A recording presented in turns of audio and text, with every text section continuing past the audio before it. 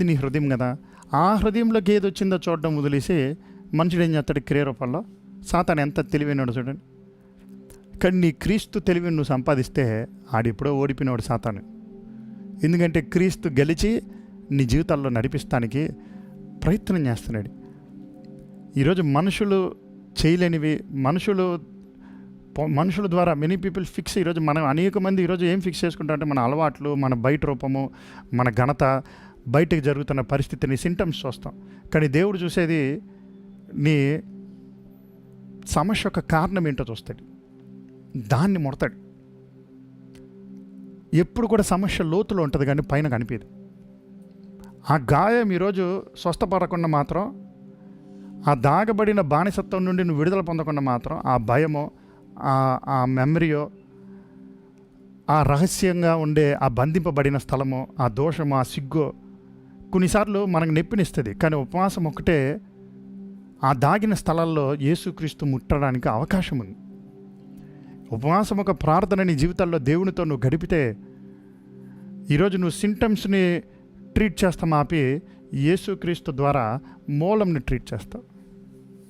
నీకు జ్వరము 10 రోజులు వస్తూ ఉండింది, జ్వరానికి నేను డోలో మాత్రం వేసుకున్నాను చెప్తే సరిపోతుందా? సరిపోయింది, మళ్ళీ వస్తూ ఉంది. మరి నువ్వు బ్లడ్ టెస్ట్ ఇచ్చి అది ఏమి జబ్బో తెలుసుకోకపోతే, దానికి కావాల్సిన మందు ఇవ్వకపోతే ఏం కలగదు? సంపూర్ణ విడుదల కలగదు.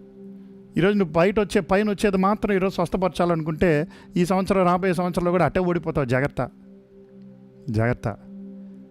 నీ ఆశీర్వాద ఫలాల్లోకి నేను నడవనవ్వకున్నా, నీ హృదయంలో దేవుడు క్రియ చేస్తాడని గుర్తించనవ్వకున్నా, నీ వేర్లు బలపరుస్తాడని గుర్తించనవ్వకున్నా నువ్వు లోకంలో నిలబడిపోయి ఉంటే మాత్రం సాతాను ట్రాప్లో ఉన్నావు. జాగ్రత్త. ఉపవాసము నీ జీవితంలో ఎన్నో రోజుల నుండి నిద్రపోతున్న స్థలం నుండి నిన్ను బయటికి తీసుకొస్తుంది.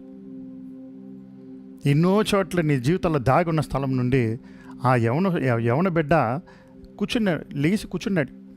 యేసు ప్రభు తట్టినంటనే, అంటే ఆడి జీవం ఉంది, వాడు బ్రతకాల్సిన అవకాశం ఉండింది.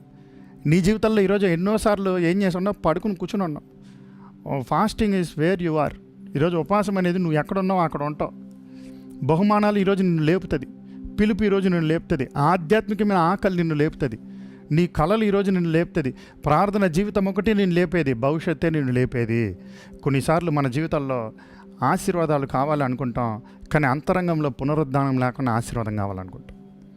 కానీ ఉపవాసం అనేది ఏ వాతావరణం ఇస్తుందంటే, ఒక విశ్వాసి తన జీవితంలో అంతరంగంలో చూస్తాడు, దేవుడు చేయబోతున్న కార్యాలు నమ్ముతాడు, దేవుడు చేయబోతున్న ఆత్మకార్యాలని నమ్ముతాడు, దేవుడు చేయబోతున్న ఆత్మ ఫలాలను ఆహ్వానిస్తాడు, గుర్తిస్తాడు. తన హృదయంలో నా దేవుడు అన్నాడు, నేను చేసే క్రియలు నా దేవుడు అన్నాడు, ఇదిగో నేను చేసే దేవునికి ఇష్టమైన పనే చేస్తున్నా, ఇదిగో నేను మాటలు దేవునికి ఇష్టమైన మాటలే మాట్లాడుతున్నా, ఇదిగో నేను దేవుని కొరకే బ్రతకగలుగుతున్నా, ఇదిగో నేను దేవుని కొరకు బ్రతికేగలిగే గురి కలిగి ఉన్నాను.